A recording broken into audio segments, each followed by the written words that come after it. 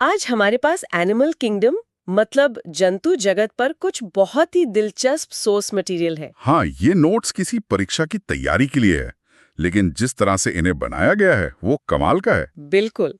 तो आज हमारी पड़ताल का मिशन है इन नोट्स के पीछे छिपी कहानी को परत दर परत समझना। ये सिर्फ फैक्ट्स की लिस्ट नहीं है। सही कहा, ये जिंदगी की सबसे बड़ी इंजीनियरिंग चुनौतियों को हल करने की कहानी है। हम देखेंगे कि कैसी जिंदगी एक बहुत ही साधारण से आइडिया से शुरू हुई और फिर हम इंसानों जैसी जटिल मशीन तक पहुंची। तो चलिए शुरू करते हैं। इन नोट्स की शुरुआत होती है वर्गीकरण के आधार से, मतलब वो कौन से पैमाने हैं जिन पर जानवरों को अलग अलग ग्रुप में बांटा जाता है। हाँ, जैसे संगठन का स्तर या शारीरिक समरूपता। ये शब्द सुनने में थोड़े भारी लगते हैं, लेकिन आकर्षक बात यह है कि ये सिर्फ वैज्ञानिक लेबल नहीं है, ये दरअसल विकास की सीढ़ी के पायदान है। अच्छा, कैसे? जैसे संगठन का स्तर सिर्फ ये नहीं बताता कि कोई जीव कोशिकाओं का झुंड है या उसमें अंग हैं। ये बताता है कि जिंदगी ने टीम वर्क कैसे सीखा। और शारीरिक समरूपता? वो सिर्फ ज्यामिति नहीं है, वो जिंदगी के जीने का तरीका तय करती है। इसी तरह जर्म लेयर्स, कोइलम और नोटोकॉर्ड, ये सब हमें एक हैरान कर देने वाली कहानी सुनाते हैं। कहानी कि कैसे एक ही ब्लूप्रिंट में छोटे छोटे बदलाव करके प्रकृति ने करोड़ों सालों में इतने अलग अलग जीव बना दिए। बिल्कुल, हर नया फीचर एक नई सुपर पावर जैसा था जिसने जिंदगी का खेल ही बदल दिया। ठीक है, तो विकास की इस सीढ़ी पर सबसे पहले पायदान से शुरू करते हैं। Phylum Porifera, sponge. हाँ, स्पंज। जब मैं स्पंज के बारे में सोचती हूँ तो मेरे दिमाग में बस एक बेजान चीज आती है जिसके शरीर पर बहुत सारे छेद होते हैं। और वो छेद ही उनकी सबसे बड़ी खासियत है। पोरिफेरा का मतलब ही है छिद्र धारक, मतलब पोर बेरिंग। जी, ये जानवर नहीं बल्कि एक जीनियस वाटर फिल्टरिंग सिस्टम है। इनका शरीर असममित होता है, मतलब कोई तय आकार नहीं, और ये सिर्फ कोशिकाओं के लेवल पर संगठित होते हैं। कोई दिमाग नहीं, कोई नसें नहीं, कुछ नहीं, बस अलग अलग काम करती हुई कोशिकाओं की एक कॉलोनी है। तो फिर ये जिंदा कैसे रहते हैं? इनका वो वाटर कैनाल सिस्टम कैसे काम करता है? सोचिए, ये जीव बिना हिले डुले खाते हैं। पानी इनके हजारों छोटे छोटे छिद्रों से, जिन्हें ऑस्टिया कहते हैं, अंदर आता है। ओके। शरीर के अंदर पानी एक नहरों के जाल से गुजरता है, जहां क्वाइनोसाइट्स नाम की खास कोशिकाएं अपने कॉलर से खाने के कणों को पकड़ लेती हैं। और फिर साफ हुआ पानी एक बड़े छेद ऑस्क्यूलम से बाहर निकल जाता है। ये प्रकृति के सबसे पहले और सबसे सरल शिकारी हैं, जो अपने शिकार के आने का इंतजार करते हैं। बिल्कुल। तो मतलब ये पहले जीव थे जिन्होंने एक जगह रहकर जीना सीख लिया। पर अगर आप सिर्फ कोशिकाओं का एक झुंड है तो आप ज्यादा कुछ कर नहीं सकती। विकास की अगली चुनौती क्या थी? Team work. कोशिकाओं को एक दूसरे से बात करना और मिलकर काम करना सीखना था। और यहीं पर अगला फाइलम नाइडेरिया आता है। नाइडेरिया, जैसे जेलीफिश और मूंगा? हाँ, वही। अच्छा, तो नाइडेरिया में ऐसा क्या खास हुआ जो इन्हें स्पंज से बेहतर बनाता है? एक शब्द में कहूं तो ऊतक, टिश्यूज। हाँ, ये विकास की कहानी में एक बहुत बड़ी छलांग थी। यहां पहली बार कोशिकाओं ने मिलकर ऊतक बनाए, जैसे नर्व सेल्स और मसल सेल्स। मतलब एक साधारण भीड़ से एक संगठित टीम बन गई। बिल्कुल। इसी वजह से ये चल फिर सकते थे, शिकार कर सकते थे और अपने आसपास की दुनिया को महसूस कर सकते थे। और इनके पास टेंटिकल्स होते हैं। और नोट्स में एक खास चीज का जिक्र है, नीडोसाइट्स, ये चुभने वाली कोशिकाएं। वो इनके हथियार हैं। हर नीडोसाइट के अंदर एक छोटा जहरीला हार्पून होता है जो छूते ही शिकार पर फायर हो जाता है। कमाल है। इसी से ये अपनी रक्षा करते हैं और मछली जैसे बड़े शिकार को भी पकड़ लेते हैं। और इनकी बॉडी का डिजाइन भी। हाँ, मतलब रेडियल समरूपता। पिज्जा की तरह। हाँ, पिज्जा की तरह। आप इन्हें किसी भी एंगल से काटें, ये बराबर हिस्सों में बढ़ जाएंगे। यह उन जीवों के लिए परफेक्ट है जो एक जगह रहते हैं, क्योंकि खतरा किसी भी दिशा से आ सकता है। ठीक है, तो विकास की सीढ़ी पर अगला पायदान है प्लेटीहेल्मिन्थीज, चपटे कृमि। ऊतकों के बाद अगला बड़ा आविष्कार क्या था? अंग, ऑर्गन्स। यहाँ ऊतकों ने मिलकर खास काम करने वाले अंग बनाए, जैसे पाचन अंग। लेकिन इससे भी बड़ा और क्रांतिकारी बदलाव था द्विपक्षीय समरूपता। एक मिनट, रेडियल से द्विपक्षीय समरूपता, ये इतना बड़ा बदलाव क्यों था? ये विकास की कहानी का सबसे बड़ा टर्निंग पॉइंट था। अच्छा। हाँ, पहली बार किसी जीव का सामने और पीछे का हिस्सा बना, एक सिर और एक पूंछ। इसका मतलब है कि अब आप एक दिशा में बढ़ सकते हैं। और आपका सिर, जिसमें सेंसरी ऑर्गन्स होते हैं, वो आगे रहता है। बिल्कुल, वो दुनिया को सबसे पहले महसूस करता है। यहीं से शिकार करने और शिकार से बचने का असली खेल शुरू हुआ। ये सिर्फ बॉडी डिजाइन नहीं था, ये एक मकसद के साथ जीने की शुरुआत थी। ये तो सच में कमाल है, लेकिन इनका शरीर चपटा क्यों होता है? क्या इसका कोई फायदा था? बहुत चालाक अनुकूलन है ये। चपटे शरीर की वजह से इन्हें सांस लेने के लिए फेफड़ों या ब्लड सर्कुलेशन सिस्टम की जरूरत नहीं पड़ती। तो ऑक्सीजन कैसे मिलती है? ऑक्सीजन सीधे इनकी पतली त्वचा से शरीर की हर कोशिका तक पहुंच जाती है। लेकिन इसका एक नुकसान भी था, है ना?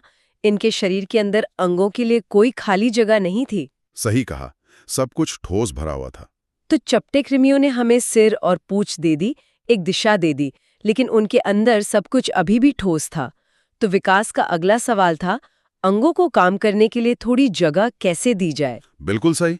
और यहीं पर गोल कृमियों मतलब एस्केलमंथीज का जबरदस्त इनोवेशन सामने आता है। सूडोकोइलम। सूडोकोइलम मतलब झूठी शारीरिक गुहा। हाँ, झूठी गुहा, इसका क्या मतलब है? इसे झूठी गुहा इसलिए कहते हैं क्योंकि ये एक अधूरे कमरे जैसा है। दीवारें हैं, छत है, लेकिन अंदर की तरफ पूरी तरह से प्लास्टर नहीं हुआ है। अच्छा। ये शरीर की दीवार और पाचन नली के बीच एक खाली जगह है, पर ये असली ट्रू कोइलम बनने की दिशा में पहला कदम था। और ये छोटी सी जगह भी बहुत काम की थी। और एक और बड़ा अपग्रेड था, एक पूर्ण पाचन तंत्र, मतलब एक ट्यूब जिसमें एक तरफ मुंह और दूसरी तरफ गुदा हो। हाँ, ये एक असेंबली लाइन की तरह है। पहले के जीवों है, एक ही छेद से खाना अंदर आता था और कचरा बाहर जाता था, जो बहुत अकुशल था। बहुत ज्यादा। लेकिन इस वन वे ट्रैफिक सिस्टम ने पाचन को बहुत कुशल बना दिया। अब आप खाते समय भी पहले खाए हुए भोजन को पचा सकते हैं। इससे जीवों को ज्यादा बड़ा और ज्यादा एक्टिव होने की ऊर्जा मिली होगी। बिल्कुल। तो अब हमारे पास अंग है, चलने के लिए एक दिशा है और अंदर थोड़ी जगह भी है। तो एनालिडा यानी खंडित कृमि जैसे केंचुए क्या नया लेकर आए? यहाँ दो बहुत बड़े अपग्रेड हुए। पहला, सच्चा कोइलम, ट्रू कोइलम। मतलब अब शरीर के अंदर की गुहा पूरी तरह से एक खास परत से ढकी हुई थी। हाँ, मेसोडर्म से।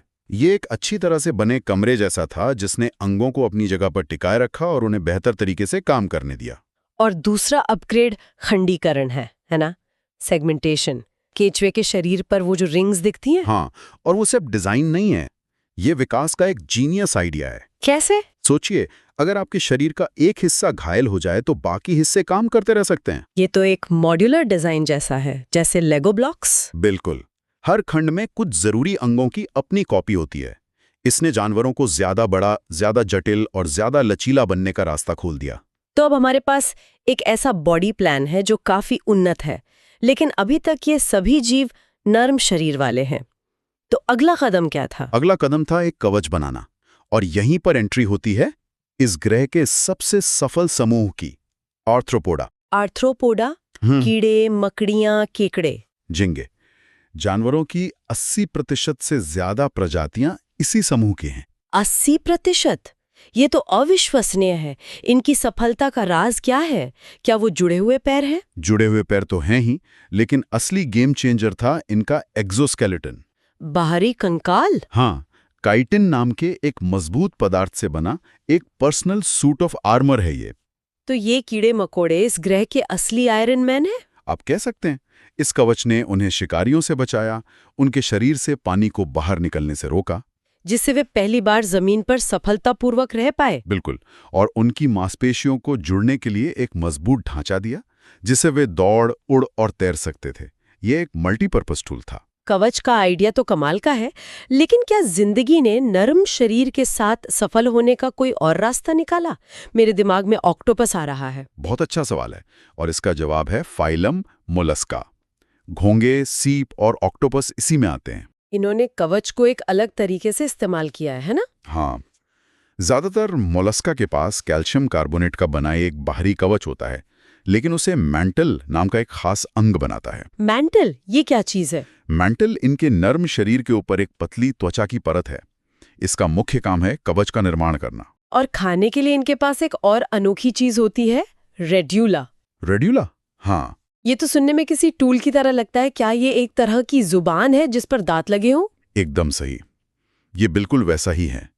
ये एक लचीली पट्टी है जिस पर हजारों छोटे छोटे नुकीले दांत होते हैं। घोंगे इसका इस्तेमाल चट्टानों से शैवाल खुरचने के लिए करते हैं। उनका अपना पर्सनल सैंडपेपर। हाँ। अब आते हैं कांटेदार त्वचा वाले समुद्री जानवरों पर। फाइलम एकाइनोडर्मेटा जैसे स्टारफिश, ये थोड़े अजीब लगते हैं। ये वाकई में अजीब हैं। वयस्क होने पर इनमें फिर से रेडियल समरूपता दिखती है, जैसे नाइडेरिया में थी। ये तो अजीब बात है। इनके लार्वा में द्विपक्षीय समरूपता होती है, लेकिन बड़े होकर ये रेडियल हो जाते हैं। ये तो विकास में पीछे जाने जैसा नहीं हुआ? ये एक बेहतरीन सवाल है। ये दिखाता है कि विकास हमेशा एक सीधी रेखा में नहीं चलता। ये अनुकूलन के बारे में है। स्टारफिश जैसे जीव समुद्र के तल पर धीरे धीरे चलते हैं। तो उनके लिए चारों दिशाओं में महसूस कर पाना ज्यादा फायदेमंद है। बिल्कुल, बजाय इसके कि एक आगे की दिशा हो। उन्होंने एक उन्नत बॉडी प्लान को अपनी धीमी जीवन शैली के लिए बदल लिया। और इनकी सबसे अनोखी चीज है वाटर वस्कुलर सिस्टम और ट्यूब फीट। ये कैसे काम करते हैं? ये हाइड्रोलिक इंजीनियरिंग का एक चमत्कार है। वे अपने शरीर के अंदर पानी के दबाव का इस्तेमाल करके अपने हजारों छोटे छोटे ट्यूब फीट को नियंत्रित करते हैं। और ये पैर चलने, चिपकने और यहाँ तक कि एक सीप का कवच खोलने का भी काम करते हैं। हाँ, ये उनका कंकाल, पैर और हाथ सब कुछ एक ही सिस्टम में है। अब एक छोटा लेकिन दिलचस्प समूह आता है, हेमीकॉर्डेटा, आधे कॉर्डेट्स। इसका क्या मतलब है? इसका मतलब है कि एक समय पर वैज्ञानिक इन्हें हमारे अपने फाइलम कॉर्डाटा का करीबी रिश्तेदार मानते थे। उन्हें लगता था कि इनके कॉलर क्षेत्र में नोटोकॉर्ड जैसा एक स्ट्रक्चर है जो कॉर्डेट्स की सबसे बड़ी पहचान है जी। लेकिन अब इन्हें एक अलग फाइलम में रखा गया है। ऐसा क्यों हुआ? क्योंकि बेहतर तकनीक और ज्यादा रिसर्च से पता चला कि वो स्ट्रक्चर नोटोकॉर्ड नहीं बल्कि कुछ और था। ये दिखाता है कि विज्ञान कैसे काम करता है। ये कभी पत्थर की लकीर नहीं होता। बिल्कुल, जैसे जैसे हमें नई जानकारी मिलती है हम अपनी समझ को बदलते और सुधारते हैं। और आखिरकार हम इस सीढ़ी के शिखर पर पहुंचते हैं, फाइलम कॉर्डाटा। इसमें मछलियां, पक्षी, स्तनधारी और हम इंसान भी शामिल हैं। वो क्या खास चीजें हैं जो हमें कॉर्डेट बनाती हैं? जीवन के किसी न किसी चरण में सभी कॉर्डेट्स में 4 मुख्य विशेषताएं होती हैं। एक नोटोकॉर्ड, एक डॉर्सल हॉलो नर्व कॉर्ड, ग्रसनी गिल स्लिट्स और एक पोस्ट एनल टेल। हाँ, ये सोचना ही कमाल है कि हम इंसानों में भी भ्रूण अवस्था में गिल स्लिट्स और पूंछ होती है। लेकिन नोटोकॉर्ड क्यों इतना महत्वपूर्ण है? नोटोकॉर्ड एक लचीली छड़ होती है जो शरीर को सहारा देती है। ये आदिम रीढ़ की हड्डी है। अच्छा, यही वो ढांचा था जिसके ऊपर वर्टेब्रेट्स यानी रीढ़ की हड्डी वाले जानवरों में असली रीढ़ की हड्डी विकसित हुई।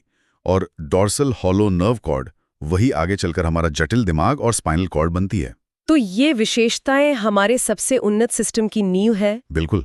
तो स्पंज की एक साधारण कॉलोनी से लेकर एक जटिल नर्वस सिस्टम वाले कॉर्डेट तक का ये सफर, ये सरलता से जटिलता की ओर एक अविश्वसनीय कहानी है। हाँ, ये कहानी है कोशिकाओं के टीम वर्क सीखने की, एक दिशा में चलने का मकसद खोजने की और फिर दुनिया पर राज करने के लिए कवच और कंकाल बनाने की। तो आज हमने एनिमल किंगडम का एक जबरदस्त दौरा किया, फाइलम दर फाइलम। हमने देखा कि कैसे हर कदम एक नई चुनौती का समाधान था। अंत में श्रोताओं के लिए एक विचारणीय प्रश्न। इन नोट्स में और हमारी चर्चा में समझने में आसानी के लिए हमने विकास को एक सीधी सीढ़ी के रूप में देखा, जहां हर पायदान पिछले वाले से बेहतर है। हाँ, लेकिन क्या ये तस्वीर एक विशाल शाखित पेड़ की तरह अधिक हो सकती है? एक ऐसा पेड़ जिसमें हर शाखा, चाहे वो कीड़ों की हो या इंसानों की, अपने पर्यावरण में जीवित रहने का एक अनूठा और समान रूप से सफल तरीका है। मतलब क्या एक चींटी एक इंसान से कम विकसित है? या वो अपने इकोसिस्टम के लिए बस अलग तरह से और शायद ज्यादा सफलतापूर्वक अनुकूलित है? यह आपको इस सरल मॉडल से परे सोचने पर मजबूर करता है।